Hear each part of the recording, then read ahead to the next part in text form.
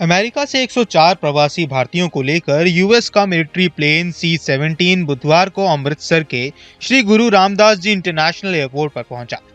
Donald Trump के राष्ट्रपति बनने के बाद अमेरिका ने पहली बार इतनी बड़ी संख्या में भारतीयों को वापस भेजा है। ये लोग बुधवार दोपहर को अमृतसर एयरपोर्ट पर एक अमेरिकी मिलिट्री प्लेन C-17 से पहुंचे। इनमें से 30 लोग पंजाब के रहने वाले हैं। पंजाब पुलिस ने एयरपोर्ट पर सुरक्षा के कड़े इंतजाम किए थे। अमेरिका से लौटे 104 भारतीयों में 72 पुरुष, 19 महिलाएं और 13 बच्चे शामिल हैं। अमेरिका से वापस भेजे गए कुल 105 भारतीयों में गुजरात और हरियाणा के 33 नागरिक हैं, जबकि 30 पंजाब के रहने वाले हैं। इसके अलावा 2 नागरिक चंडीगढ़ के हैं। कुल 104 नागरिकों में 3 नागरिक महाराष्ट्र और 3 नागरिक उत्तर प्रदेश के रहने वाले हैं। लैंडिंग से पहले अमृतसर एयरपोर्ट के director, deputy commissioner, police commissioner और CISF डायरेक्टर ने एक मीटिंग की।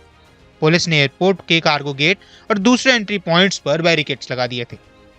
अब इसी को लेकर भारत के विदेश मंत्री S जयशंकर ने राज्यसभा से प्रवासी भारतीयों के निर्वासन को लेकर अपनी प्रतिक्रिया दी है। Honourable doctor Jaishankar, minister of external affairs, to make a suo motu statement under rule 251 of the rules regarding deportation of Indian nationals from the USA. Honorable External Affairs Minister. Thank you, sir. Mr. Chairman, I rise to apprise the House of certain developments pertaining to deportation of Indians from the USA. Honorable members are aware that people-to-people exchanges constitute the bedrock of our deepening ties with the United States. Indeed, more than any other relationship, mobility and migration has had a key role to play in enhancing its quality. Sir, the House would also share the view of the government that it is in our collective interest to encourage legal mobility and discourage illegal movement. In fact, illegal mobility and migration has many other associated activities also of an illegal nature.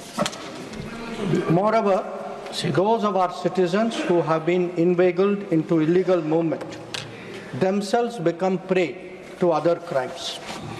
They are trapped into both moving and working under inhumane conditions. Members are aware that unfortunately there have even been fatalities in the course of such illegal migration. Those who have returned have also testified to their harrowing experiences. Mr. Chairman, sir, it is the obligation of all countries to take back their nationals if they are found to be living illegally abroad. This is naturally subject to an unambiguous verification of their nationality. Jaishankar ने कहा, सदन इस बात की सराहना करेगा कि हमारा ध्यान अवैध आव्रजन उद्योग के खिलाफ कार्रवाई पर है। ऐसा होना भी चाहिए। निर्वासितों द्वारा दी गई जानकारी के आधार पर कानून प्रवर्तन एजेंसियां एजेंटों और ऐसी एजेंसियों के खिलाफ आवश्यक निवारक अनुकरणीय कार्रवाई करेंगी। जयशंकर ने आगे कहा कि यह सभी देशों का दायित्व है कि यदि उनके नागरिक विदेश में अवैध रूप से रह पाए जाते हैं तो उन्हें वापस लिया जाए। हम अमेरिकी सरकार के साथ बातचीत कर रहे हैं ताकि यह सुनिश्चित किया जा सके कि वापस लौटने वाले निर्वासितों के साथ किसी भी तरह का दुर्व्यवहार न हो। विदेश मंत्री S जयशंकर ने राज्यसभा में अमेरिकी सरकार द्वारा भारतीयों की डेपुटेशन पर बयान दिया।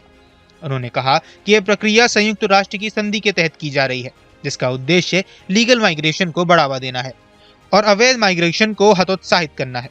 उन्होंने बताया कि अवैध प्रवासी अमेरिका में अमानवीय परिस्थितियों में फंसे हुए थे और उन्हें वापस भेजना जरूरी था। विदेश मंत्री ने यह भी कहा कि डेपोटेशन कोई नई प्रक्रिया नहीं है और ये लंबे समय से चल रही है। उन्होंने 2009 से अब तक के आंकड़े साझा किए, जिसमें हर साल अवैध प्रवासियों को उनके देशों में वापस भेजा गया है। S जयशंकर ने यह भी स्पष्ट किया कि अमेरिकी नियमों के तहत ही ये कार्रवाई की गई है। जयशंकर ने कहा, यह सभी देशों का दायित्व है कि यदि उनके नागरिक विदेश में अवैध रूप से रह पाए जाते हैं तो उन्हें वापस ले लिया जाए।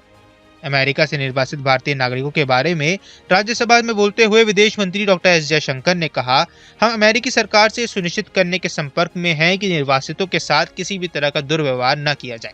साथ ही सदन इस बात की सराहना करेगा कि हमारा ध्यान अवैध आव्रजन उद्योग के खिलाफ बड़ी कार्रवाई पर होना चाहिए। निर्वासितों द्वारा दी गई जानकारी के आधार पर कानून प्रवर्तन एजेंसी एजेंटों और ऐसे एजेंसियों के खिलाफ आवश्यक निवारक और अनुकरणीय कार्रवाई की जाएगी। बाकी इस मुद्दे पर आपकी क्या राय है, हमें कमेंट बॉक्स पर जरूर बताएं। देश दुनिया की तमाम खबरों के लिए न्यूज स्टेट के चैनल को सब्सक्राइब करना न भूलें।